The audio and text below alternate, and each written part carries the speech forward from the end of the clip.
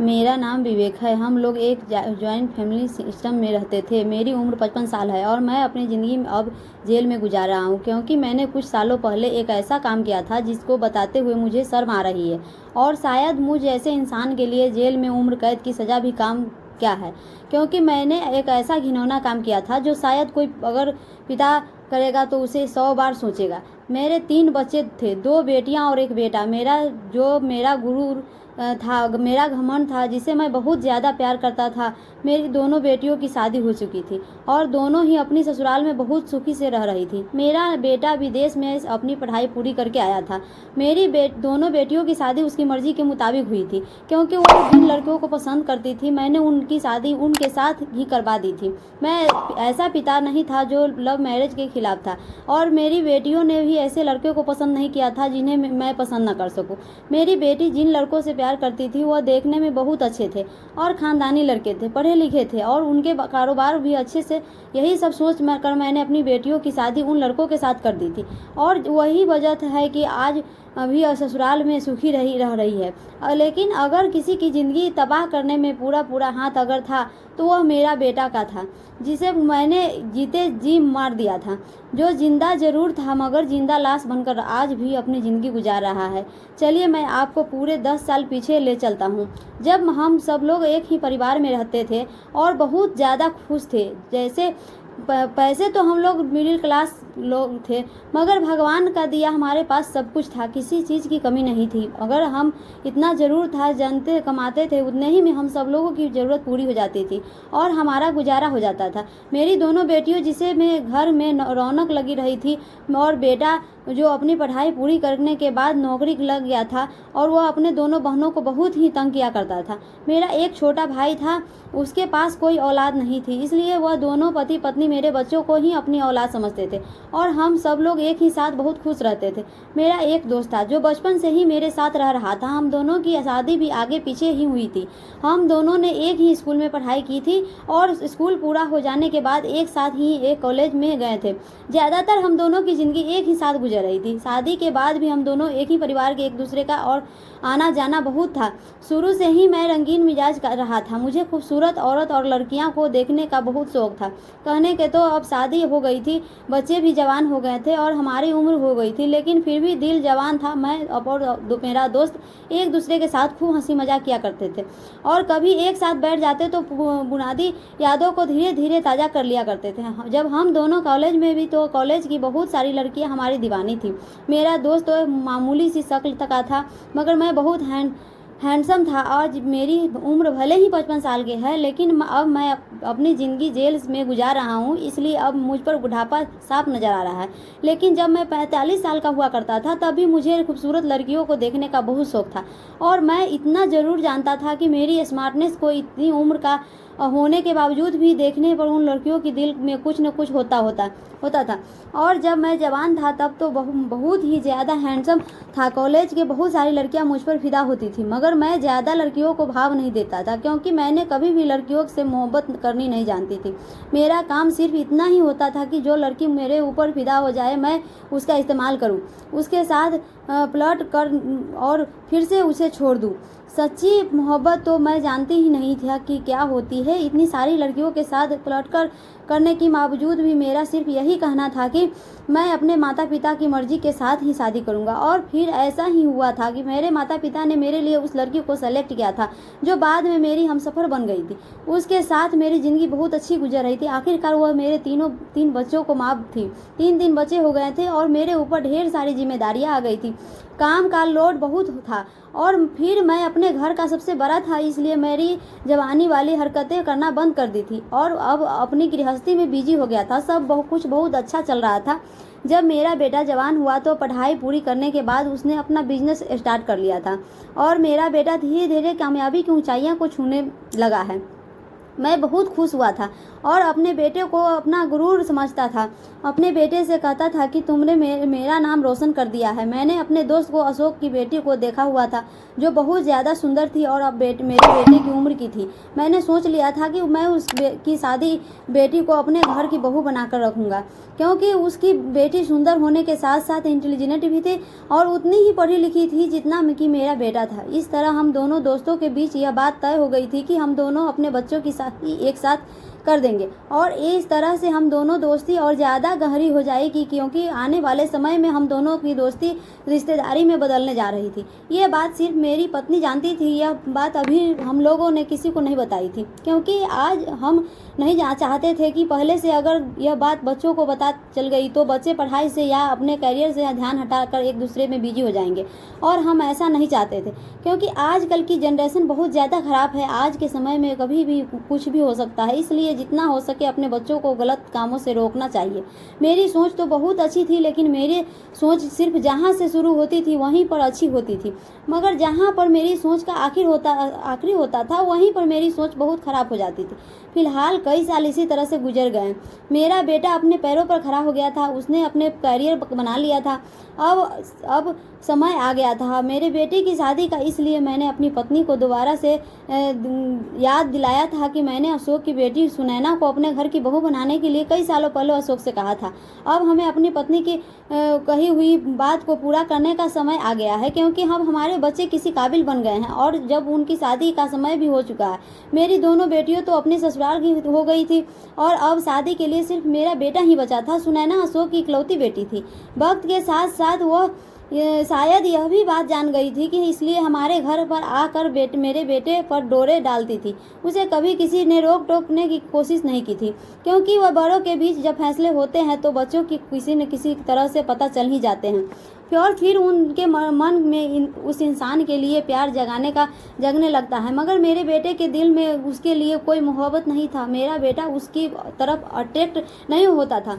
यह बात तो मैंने नोटिस की थी। फिर मुझे लगता था कि शायद ऐसा इसलिए क्यों भी सभी सुनैना से उसके रिश्ते के बारे में हमारी तरफ से यह बात खुलकर नहीं आई थी। वैसे भी मेरा बेटा बहुत शरीफ था, इन बातों से बहुत दूर था।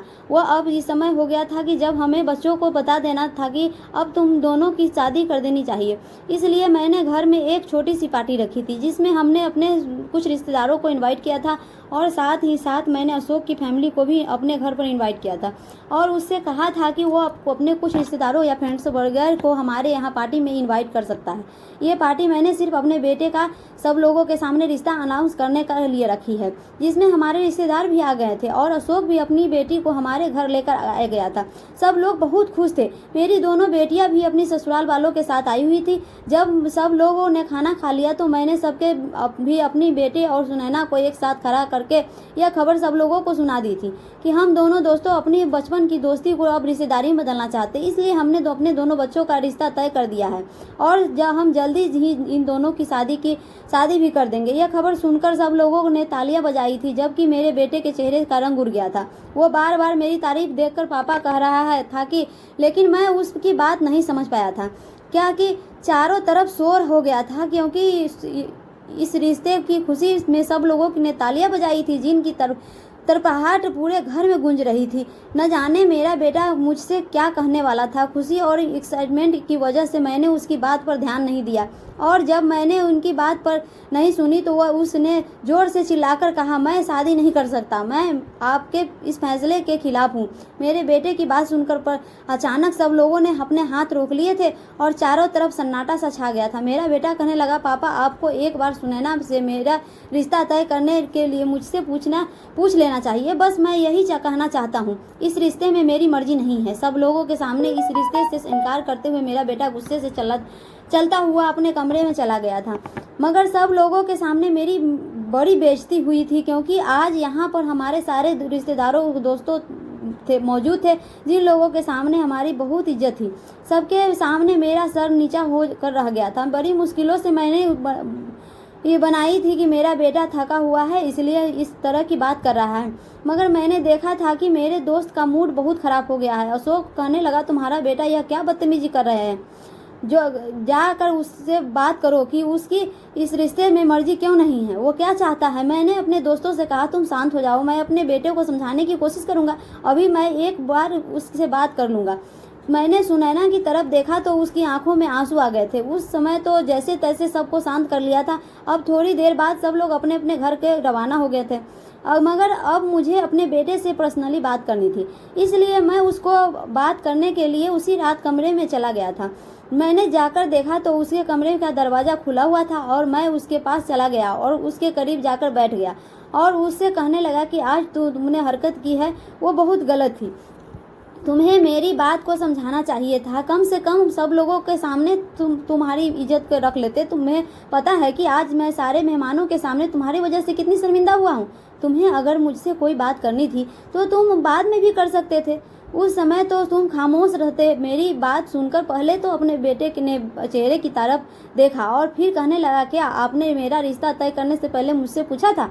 बस आपने तो सबके सामने अपना फैसला सुना दिया। अब आपको नहीं पता कि आपका बेटा क्या चाहता है। आपको भी तो एक बार मुझसे बात करनी चाहिए थी ना, पूछना चाहिए था कि क्या चाहते हैं, तुम्हारी किस्में हैं, तुम्हें कोई लड़की पसंद है या नहीं। मगर मैं आप लोगों से के सामने अचानक इस तरह का फैसला सुनाकर मेरा दिल तोड़ दिया। अब इस पर मैं आप सब लोगों के सामने बेइज्जती हुई तो यह आपकी प्रॉब्लम है पापा, मेरा नहीं। क्योंकि जब पेरेंट्स बच्चे का रिश्ता तय करते हैं तो उनसे पहले मर्जी पूछी जाती है। अगर ज़बरदस्ती उन पर डिसीजन ठू दिया जाए तो इस बच्चे में कोई गलती नहीं होती। अपने बेटे की बात सुनकर आज मैं उसका चेहरा देखता रह गया था। आज मुझे एहसास हो रहा था कि वह बड़ा हो गया है, क्योंकि जितनी समझदारी वाली बातें वह कर रहा था उस हिसाब से तो मुझे यही लग रहा था। अब मैंने अपने बेटे से कहा, देखो बेटा, मैं मानता हूँ कि मेरी गलती है, मुझे एक बार तुमसे पूछ लेना चाहिए था। मगर सुनैना से तुम्हारा रिश्ता मैंने बचपन में ही तय कर दिया था, जब तुम लोग 15 साल के थे, और यह बात तुम्हें कभी बताई नहीं गई, तुमसे छुपा कर रखी गई थी। मगर अब जब तुम्हारे सामने ये बात खुलकर आई गई तो तुम मेरी बात मान लो, मेरे फैसले को मान रखा। सुनैना बहुत अच्छी लड़की है, इस तरह से तुम्हारे पापा और अशोक अंकल के बीच दोस्ती गहरी हो जाएगी। मेरा बेटा कहने लगा, पापा लेकिन मैं कैसे सुनैना से शादी करने के लिए तैयार हो जाऊं, क्योंकि मैं तो किसी और लड़की को पसंद करता हूं। अपने बेटे की बात सुनकर अचानक मेरे ऊपर एक बिजली सी गिरी पड़ी थी। मैंने कहा, तुम किसी और लड़की को पसंद करते हो तो कौन है वो लड़की? मेरा बेटा कहने लगा, दरअसल पापा, उसकी और मेरी मुलाकात 2 साल पहले एक थिएटर में हुई थी। मैंने उसे पहले नज़र में देखते ही पसंद कर लिया था।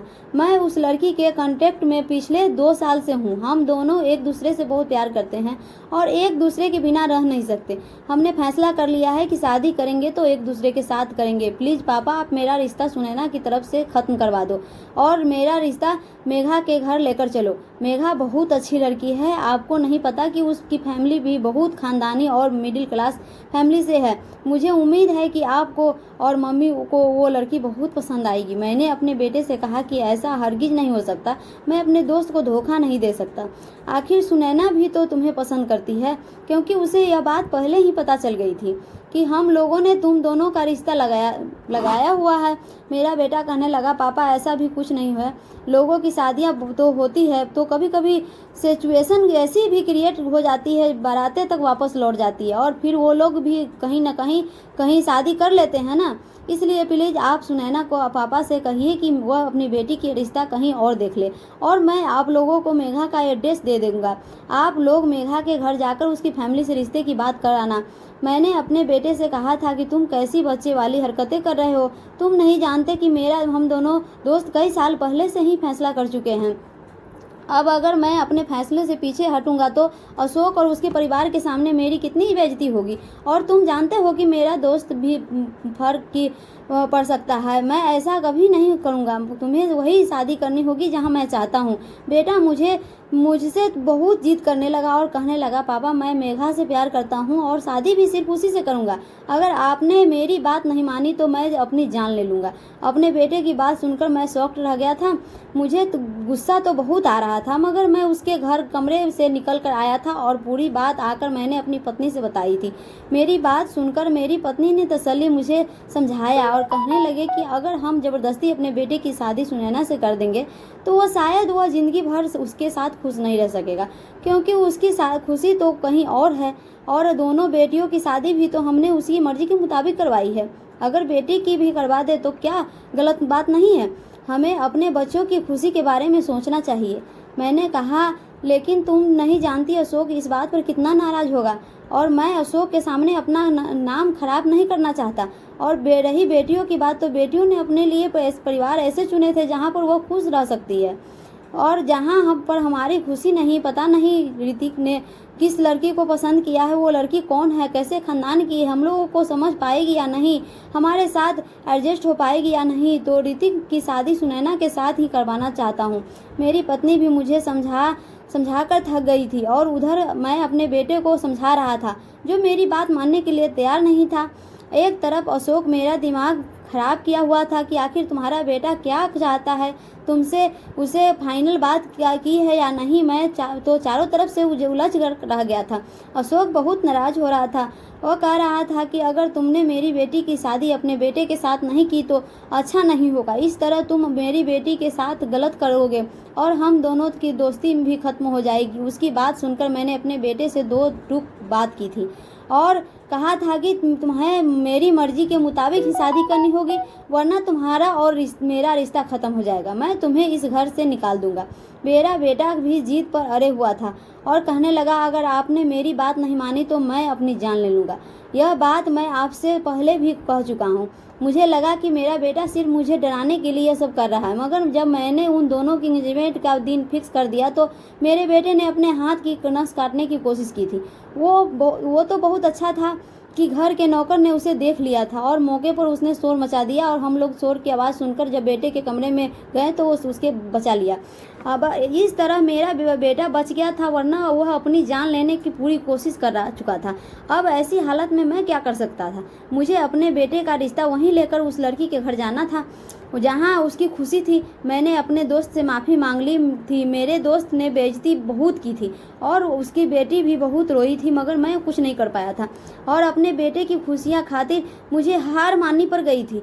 मैं जब अपनी पत्नी के साथ मेघा के घर गया तो मेघा को देखकर वहीं फटी की आंखें फटी रह गई थी, क्योंकि मेघा इतनी खूबसूरत लड़की थी कि मेरी आंखें उसके चेहरे से हट नहीं रही थी। अब मुझे पता नहीं चला था कि मेरा बेटा उसे क्यों पसंद करता है और इसके लिए क्यों जान देने पर उतर आया था। वो बहुत खूबसूरत थी, ऐसा लगता था जैसे भगवान ने उसे फुर्सत से बनाया है। कई सालों बाद मैंने इतनी खूबसूरती लड़की अपनी आंखों के सामने देखी थी, क्योंकि आजकल की लड़कियां तो सिर्फ मेकअप का वाले चेहरे पे खूबसूरत नजर आती है, लेकिन उसकी लड़की की रियल में और नेचुरल ब्यूटी भी सच में इतनी सुंदर थी कि कोई उसका आसानी से दीवानी हो सकता था। मेरी बरसों पुरानी जवानी उसे देखकर जाग उठी थी। न जाने क्यों वह मेरे दिल में पहली वही नज़र में जगह कर गई थी। इतने सालों बाद मैं अपनी दिल को कंट्रोल नहीं कर रहा था। मैंने इस रिश्ते के लिए हाँ कर दी थी। मैं अपने बेटे से नाराज था और जो इस रिश्ते से खुश नहीं था, अब मैं इस रिश्ते से खुश हो गया था और मैंने खुशी खुशी अपने बेटे से कहा था कि ये लड़की बहुत अच्छी है और मुझे बहुत पसंद आई है। मेरी बेटियां और पत्नी भी लड़की को देखकर उसकी दीवानी हो गई थी और अब मैंने अपने बेटे की शादी की डेट फिक्स कर दी थी। लड़की के घर वालों ने भी मेरे बेटों को पसंद कर लिया था और इस तरह दोनों तरफ से रिश्ता फिक्स हो गया था। उन दोनों की शादी की डेट भी फिक्स कर दी गई थी। मेरा बेटा जब इस रिश्ते से बहुत खुश था और मुझसे कह रहा था कि पापा अपनी मेरी बात मानकर मुझे सारी ज़िंदगी की खुशियाँ दे दी है, क्योंकि मैं शायद मेघा से अलग होकर खुश नहीं रह पाता। धीरे धीरे मेरे बेटी की शादी का समय भी आ गया था। हम लोग सारे रिश्तेदारों में इन्विटेशन कार्ड बांटने के लिए जा रहे थे। मैंने सोचा कि मैं अपने दोस्त अशोक के घर भी इन्विटेशन देने चला जाऊं। वैसे भी तो वह मुझसे बहुत नाराज़ होगा, इसलिए मैंने उसकी बेटी और उसकी पत्नी के लिए भी कुछ गिफ्ट ले गया था। जब मैं उसके घर गया तो मेरा दोस्त घर पर मौजूद नहीं था। भाभी जी तो मुझसे ढंग से बात भी नहीं करना चाहती, जबकि सुनैना मुझे देखकर कमरे में अंदर चली गई थी। मैं अकेला ही बैठा रहा था। उन्होंने मुझसे कहा था कि अशोक अभी थोड़ी देर में आते होंगे, आप यहाँ बैठ कर इंतजार कीजिए। मैं समझ गया था कि इन लोगों वैसे बिहेवियर का क्या मतलब है। आखिरकार मैंने इन लोगों के साथ गलत किया था ना। मैं खामोश रहा। थोड़ी देर के बाद जब मेरा दोस्त आया तो मैं खुशी से उसके गले लगने लगा और उसने कहा कि देखो, मैं रीति की शादी का इन्विटेशन कार्ड देने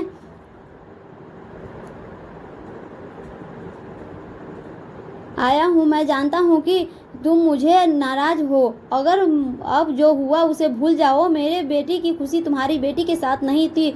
मैं अपने बेटे को उदास नहीं देख सकता था।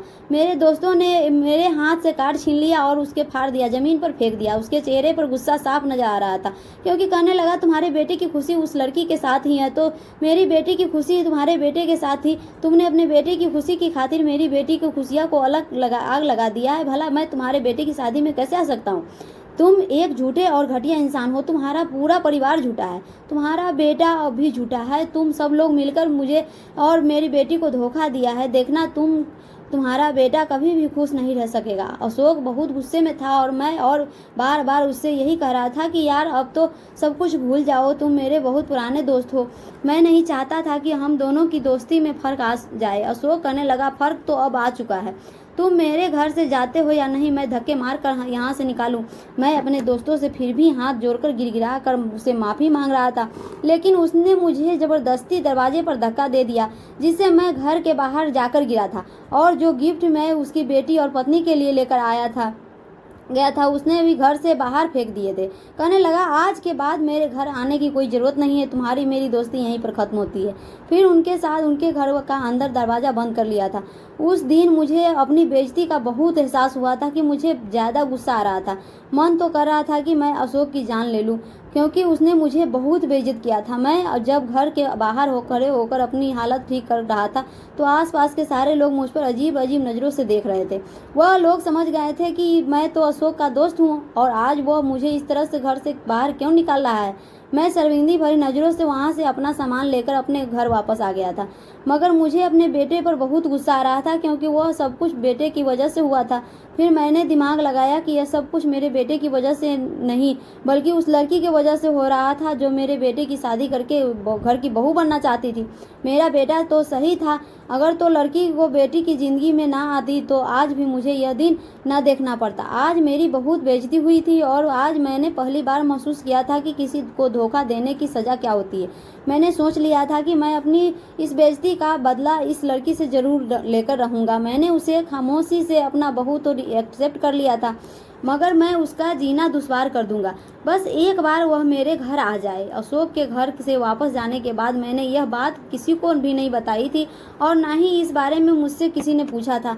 मेरे बेटे की शादी की तैयारियां जोरों शोरों से पर थी और फिर जब हम लोग बारात लेकर लड़की वालों के घर पहुंच गए तो यह देखकर मैं दंग रह गया था कि लड़की बहुत ही ज़्यादा सुंदर लग रही थी। आज उसने मेकअप किया हुआ था और दुल्हन के ड्रेस में वह बिल्कुल गजब ढा रही थी। न जाने क्यों उसे उस लड़की की तरफ में बार बार अट्रैक्ट हो रहा था। बार बार उसे देखने का मेरा मन कर रहा था।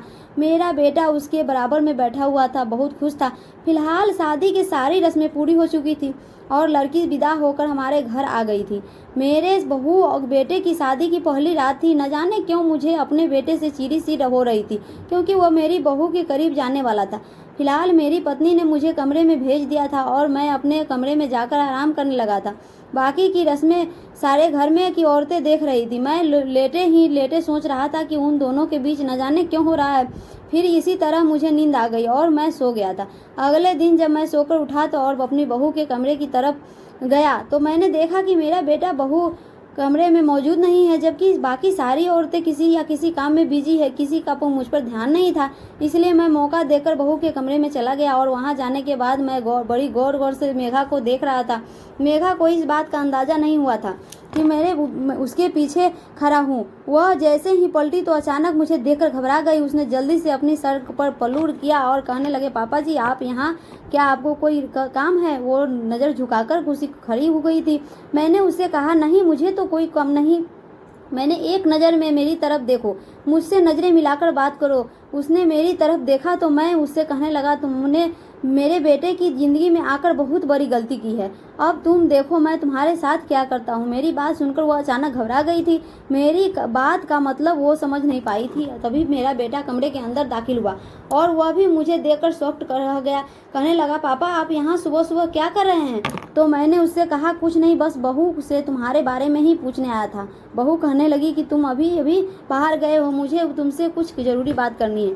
थी। मेरी बहू यह देखती हुई रह गई थी कि मैंने कितनी सफाई से झूठ बोला था। वो मुझे देखने में बिहेवियर का डरपोक नजर आ रही थी और अभी वह नई नहीं थी, इसलिए कुछ कर भी नहीं सकती थी। न जाने क्यों मेरी गंदी नज़र उस पर पड़ गई थी। वह जब भी मेरे सामने आती थी उसे देखता रहता था। उसे भी ऐसा लगता था कि मेरी नज़र पर हर बार जब जमी रहती थी वह मेरी नज़रों से उलझने लगी थी और हमेशा डरी डरी सी रहती थी। कई दिन इसी तरह से गुजर गए थे। मेरे अपने बहू धीरे धीरे करीब जाने की कोशिश करता था। मेरा छोटा भाई और उसकी पत्नी उन लोगों ने दूसरे शहर में घर खरीद लिया था, इसलिए वह वहाँ शिफ्ट हो रहे थे। मेरे घर के सारे लोगों उन लोगों को छोड़ने के लिए गए हुए थे, जबकि मैं तबीयत खराब का बहाना बनाकर घर में बाहर नहीं गया और बहू की भी तबीयत ठीक नहीं थी, वह भी घर पर ही थी। अकेलापन का फायदा उठाते हुए जब मैं उसके कमरे में गया तो वह मुझे देखकर घबरा गई थी और जब मैं उसके करीब जाने की कोशिश करने लगा तो और उसके कोमल हाथों में जो मैंने अपने हाथ लिया वह बहुत डर गई थी। मैंने उससे कहा कि अगर इस बारे में किसी को बताने की कोशिश की तो तुम्हें इस घर से निकाल दूंगा, क्योंकि तुम मेरे बेटे की ज़िंदगी में ज़बरदस्ती आ गई हो और मैं तुम्हें निकालना अच्छी तरह से जानता हूँ। हर बार मुझसे यही कहती थी कि आप मेरे साथ ऐसा क्यों कर रहे हैं, मैंने ऐसा भी क्या गलती किया है जो आप मुझे इतना तंग कर रहे हैं। उससे कहा था कि तुमने ही बस कुछ किया है। जिस दिन से तुम मेरे बेटे की ज़िंदगी में आई हो, मेरे दोस्त मेरी सालों से पुरानी दोस्ती सिर्फ तुम्हारी वजह से ख़राब हो गई है। वो हमेशा परेशान रहती थी।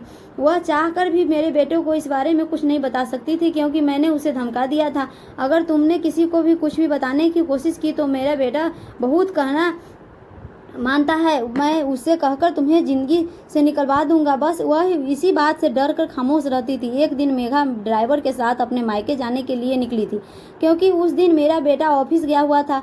मैं यह बात बड़ी ध्यान से देख रहा था, इसलिए मैंने ड्राइवर को फ़ोन करके कह दिया था कि तुम एक्स्ट्रा पैसे दूंगा इस लड़की को इसके मायके नहीं, बल्कि मैंने एक एड्रेस सेट कर दिया था, वह उस एड्रेस पर ले जाए। मेरा कहना नौकर ने मान लिया था और वह उससे लड़की को मेरे बताए हुए एड्रेस पर ले गया था और वहां जाने के बाद उसने उसके घर में बंद कर दिया था। जब मैं वहां पहुंचा तो मेघा बहुत घबराई हुई थी और ज़ोर ज़ोर से चिल्ला रही थी। कहने लगी, मैं समझ गई हूँ कि यह सब कुछ आपने ही किया है।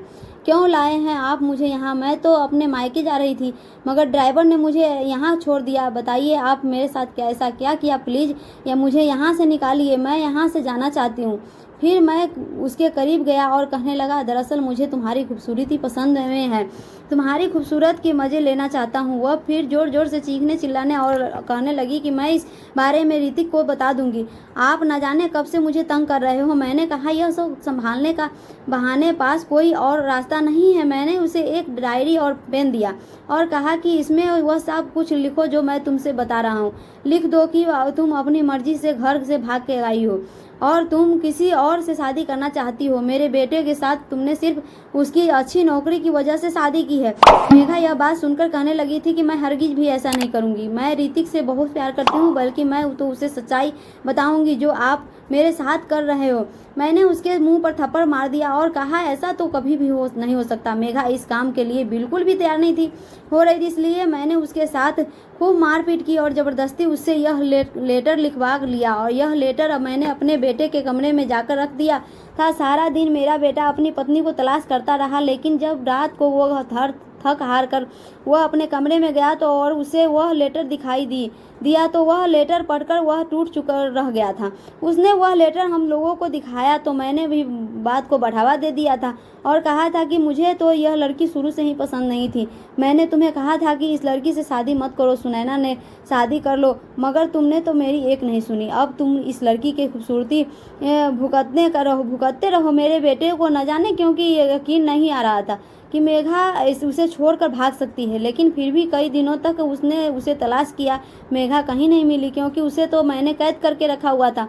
मैं हर रोज़ मेघा के पास जाकर उसकी इज्जत खराब करता था।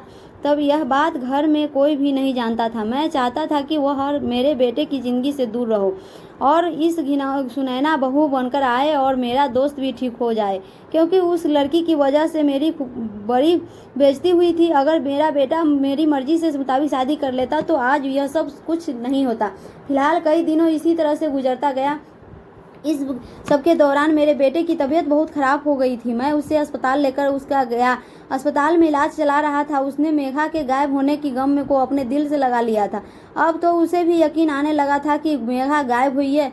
मेघा के घर वाले भी उसे ढूंढने की बहुत तलाश कर रहे थे, मगर वह कहीं नहीं मिली। वो लेटर मेघा के हाथ का लिखा हुआ था। यह बात मेरा बेटा अच्छी तरह से जान गया था। उधर से मैं उस बंद में मेघा के साथ हर रोज अत्याचार करता था। कभी उसके साथ मारपीट करता तो कभी उसके साथ गलत काम करता था। वह धीरे धीरे अधमरी हो गई थी। मैंने उसके अंदर ज़्यादा जान बाकी नहीं था। मैं रो रो कर मुझसे कहती थी कि मुझे छोड़ दो, मुझे माफ़ कर दो, मुझे यहाँ से जाने दो। मैं उससे कहता था कि सिर्फ एक शर्त पर ही तुम्हें छोड़ दूंगा, तुम मेरे बेटे की ज़िंदगी से बहुत दूर चली जाओगी। मगर वह इस बात के लिए बिल्कुल भी तैयार नहीं थी। कई दिन से इसी तरह से गुजरते गए थे और इस दौरान मैं अपने बेटे की तबीयत खराब हो गई थी। भाग दौड़ में न जाने मेघा को क्यों भूल गया था, क्योंकि मेरे बेटे ने उसका गम दिल से लगा लिया था और यह सब कुछ अपने दिल से निकालने के लिए तैयार नहीं था। पूरे एक हफ्ते तक मेरा बेटा हॉस्पिटल में मेघा हर पड़ा रहा। सबके रो रो कर बुरा हाल हो गया था। मेरे बेटे की तो बहुत ही बुरी कंडीशन हो गई थी। कुछ दिनों बाद जब वह सच्चाई डिस्चार्ज हुआ तो वो मुझसे घर लेकर आ गया था। अभी हम लोग घर पर आकर बैठे ही थे कि अपने बेटे को समझाया था कि वह लड़की तुम्हारी ज़िंदगी से जा चुकी है। वह लड़की फ्रॉड की थी। तुम अच्छी नौकरी करके तुम्हारा अच्छा बिजनेस है, इस वजह से वह तुम्हारे पीछे आ गई थी। उसने साफ साफ और यह बात लेटर में लिखी हुई है। तुम मेरी मानो तो सुनैना से शादी कर लो, अभी कुछ भी नहीं बिगड़ा है। सुनैना इस घर की बहू बनकर आएगी तो तुम्हें बहुत खुश रखेगी। वह आज भी तुमसे बहुत प्यार करती है। मेरी पत्नी ने भी मेरे बेटे को यही समझाया था, मगर मेरा बेटा समझने के लिए तैयार नहीं था। यह कहता था कि न जाने क्यों मेरा दिल नहीं मानता कि मेघा मुझे धोखा देकर भाग सकती है। मेरा दिल कहता है कि वह किसी बड़ी परेशानी में है। मैंने अपनी पत्नी से कहा था कि देखो इसकी हरकतें, यह अभी भी उस धोखेबाज लड़की के पीछे पड़ा हुआ है जो अपने आशी के साथ इसे छोड़कर भाग गई है। वह लड़की मुझे बिल्कुल भी पसंद नहीं थी। बस तुम्हारी ही खुशी के खातिर मैंने उसी के घर की बहू बनाकर लाया था। जब वह यहाँ से चली गई तो इससे ज़्यादा लोग कुछ नहीं कर सकते कि उसे तुम्हें कोई जगह तलाश कर लिया है, वह तुम्हें मिल ही नहीं रही। अब तुम उसकी वजह से अपनी ज़िंदगी बर्बाद मत करो, जबकि सुनैना के साथ शादी करके अपनी ज़िंदगी की नई शुरुआत करो। लेकिन मेरा बेटा समझने के लिए तैयार नहीं था। अभी हम लोग यही बातें कर रहे थे कि तभी हमारे घर में पुलिस इंस्पेक्टर घुस आया। पुलिस को देखकर हम सब लोग घबरा गए, खड़े हो गए। मेरा बेटा इंस्पेक्टर को देखते कहने लगा, इंस्पेक्टर साहब आप यहाँ कैसे आना हुआ? क्या मेरी पत्नी मिल गई है? क्योंकि मेरे बेटे ने अपनी पत्नी की गुमशुदगी की रिपोर्ट पुलिस स्टेशन में करवा दी थी। मैं जानता था कि पुलिस वालों को मेघा के बारे में पता नहीं चल सकता, क्योंकि मैंने मेघा को एक अनजान किराए के घर में रखा हुआ था। और यह बात हमारे ड्राइवर के अलावा कोई भी नहीं जानता था, क्योंकि ड्राइवर ही उसे उसके घर का तय करके छोड़ आया था। और जिस दिन से मेघा ने उसे घर में कैद हुआ था, उसी दिन मैंने ड्राइवर से भी कह दिया था कि तुम कुछ पैसे ले लो और कुछ दिनों के लिए इस शहर से बाहर चले जाओ। ऐसा मैंने तय किया था। जब मुझे पता चला कि मेरा बेटा पुलिस की मेघा की गुमशुदगी की रिपोर्ट दर्ज करा चुका है, मैं समझ गया था कि पुलिस वालों ने तो कहीं का नहीं सच्चाई पता कर लेते हैं। मैं नहीं जानता था कि तुम पुलिस वालों को मुझे पकड़ ले, इसलिए मुझे जिस पर शक था उसे मैंने रास्ते से हटा दिया था। ड्राइवर को तो यहाँ से गए हुए काफ़ी दिन हो गए थे। पुलिस वालों ने बात बताई थी कि उसे सुनकर हमारे होश उड़ गए थे। मेरे बेटे के पूछने पर पुलिस वालों ने जवाब दिया था कि तुम्हारी पत्नी हमें मिल गई है। जब यह बात मैंने सुनी तो मेरे तो पैर तले ज़मीन निकल गई थी। मैंने मन सकता था कि इसके मेघा को मिल सकती, मगर उन्होंने एक ऐसी बात बताई जिसे सुनकर मुझे भी यकीन आ गया था कि इन लोगों को मेघा की तलाश कर लिया है।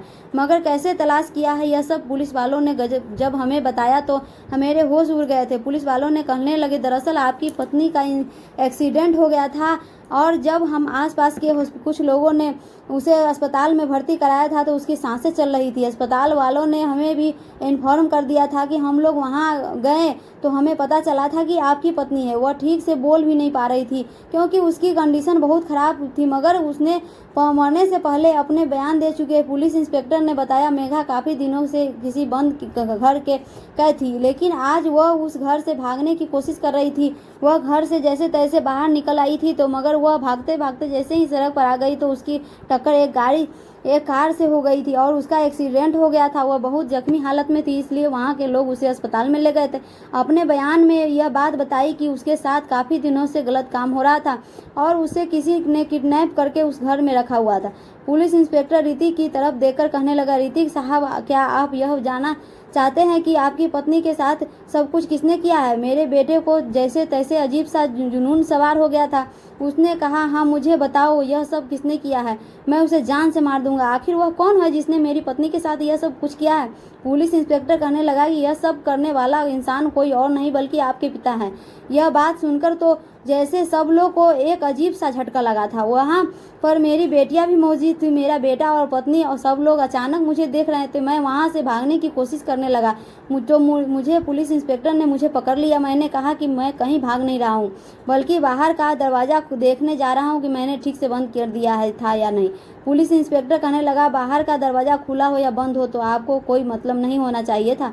घर का ध्यान रखो कि घर रखने के लिए आपके घर के बाकी सारे मेंबर्स हैं, क्योंकि आप तो अब जेल जाने वाले हैं। मैंने कहा, आप ये कैसी बातें कर रहे हैं? मेरा बेटा मेरी तरफ आया और मैंने अपने बेटे से कहा, बेटा यह लोग झूठ बोल रहे हैं, मैंने कुछ नहीं किया है। उस समय मुझे जैसे तैसे अपनी जान बचानी थी। मैं नहीं जानता था कि इन लोगों के सामने सच्चाई आ जाए। ना जाने कैसे मेघा घर से भाग गई थी कि घर की चाबी तो मेरे पास था, जरूर वह खिड़की या फिर छत से छलांग लगाकर वहां से भाग गई होगी। मेरा बेटा कहने लगा, पापा यह क्या सब कुछ आपने किया है? मैंने अपने बेटे से कहा, नहीं बेटा यह लोग झूठ बोल रहे हैं। पुलिस इंस्पेक्टर कहने लगा, हम झूठ नहीं बोल रहे हैं। मेघा के मरने से पहले हमने ये बयान दिए थे कि और हमारे पास मेघा की वीडियो भी है। पुलिस इंस्पेक्टर के मुँह से यह बात सुनकर मेरा बेटा चौंक गया था। क्या मेघा घर गई है? पुलिस इंस्पेक्टर कहने लगा, जी, पहले ही वह बहुत बुरी कंडीशन में थी और फिर उसका एक्सीडेंट हो गया था, लेकिन यह अच्छा हुआ कि मरने से पहले उन्हें सारी सच्चाई बयान कर दी है। पुलिस इंस्पेक्टर ने अपना मोबाइल निकालकर मेघा की वीडियो मेरे बेटे को दिखाई, जिसमें मेघा बहुत गंभीर हालत में अस्पताल में भर्ती थी और अपने होश एक जुल्म पुलिस इंस्पेक्टर को बता दिया था, जिसमें साफ साफ कर रही थी कि उसके साथ यह सब कुछ करने वाला कोई नहीं और कि बल्कि मैं हूँ। यह सब कुछ सुनने के लिए इसलिए क्योंकि मैं अपने दोस्त की बेटी के साथ अपने बेटे के साथ शादी करवाना चाहता था और फिर मेरी गंदी नज़र भी शुरू दिन से ही उस पर थी। वो दिन मेरी जिंदगी का सबसे खतरनाक दिन था। उस दिन गुस्से में मेरा बेटा मुझ पर हाथ उठाने वाला था, मगर उससे पिता का फिलहाल लिहाज करते हुए अपना हाथ रोक लिया था। उसे मुंह फेर कर पुलिस इंस्पेक्टर से कहा, आप इन्हें अरेस्ट करके यहाँ से ले जाइए और मैं चाहता हूँ कि इन्हें कड़ी से कड़ी सजा दी जाए, क्योंकि इन्होंने मेरी पत्नी के साथ बहुत गलत किया है। मेरी बेटियाँ और पत्नी फूट फूट कर रो रही थी, जबकि उन लोगों को अभी यही कहना था कि हमें आपसे ऐसी उम्मीद नहीं थी, आप इतनी हद तक गिर सकते हो। मैं सब लोगों को सामने शर्मिंदा होकर रह गया था, क्योंकि अब मेरे पास अपनी सफाई के लिए कुछ बाकी नहीं रह गया था। पुलिस वालों ने मुझे अरेस्ट कर चुके थे। मेरे साथ में हथकरिया मोहल्ले के सारे लोग मुझ पर नज़र उठा उठा कर देख रहे थे और मैं आज मेरी नजरें नीची थी। मेरे बेटे की कंडीशन मैंने देखी थी, वह बहुत बुरी तरह से रो रहा था। जब उसे पता चला कि उसकी पत्नी मर गई है तो वह उसे बहुत मोहब्बत था। अभी उन दोनों की शादी को ज़्यादा समय नहीं हुआ था और मैंने उनकी दोनों की ज़िंदगी को बसने से पहले ही उजाड़ दिया था और अभी जेल में अपनी ज़िंदगी गुजार रहा हूँ। मुझे उम्र कैद की सज़ा हो गई थी क्योंकि मेघा के साथ मैंने कुछ भी किया था, उसकी सज़ा नहीं। आज इतने सालों बाद भी मुझसे कोई मिलने नहीं आया। मैं पूरा परिवार मुझसे नफरत करता है। मुझे अफसोस होता है कि मगर मैं अपनी बेटी को मान लेता और उसकी गंदी नज़र न डालता तो शायद ऐसा कुछ नहीं होता। उस बेचारी पर भी तो मैंने बहुत जुल्म किए थे, पर उस पर मारपीट की थी, उसके साथ गलत काम किया था और मेरी वजह से ही जब वह भागने की कोशिश कर रही थी तो उसकी मौत भी हो गई थी। अपनी बेटे को भी धोखे में रखता। आज मैं अपनी कहानी जेल में बैठकर सब लोगों के लिए लिख रहा हूँ और आपसे यही कहना चाहता हूँ कि बच्चे को खुशी के आगे प्लीज़ अपने घमंड को छोड़ देना चाहिए। दोस्तों, उम्मीद करता हूँ कि आपको हमारी कहानी पसंद आई हो। कहानी को पसंद आई हो तो वीडियो को लाइक करें, चैनल को सब्सक्राइब करें और नोटिफिकेशन बेल को ज़रूर दबाएँ ताकि अगली अपडेट आपसे पहले आपको मिले।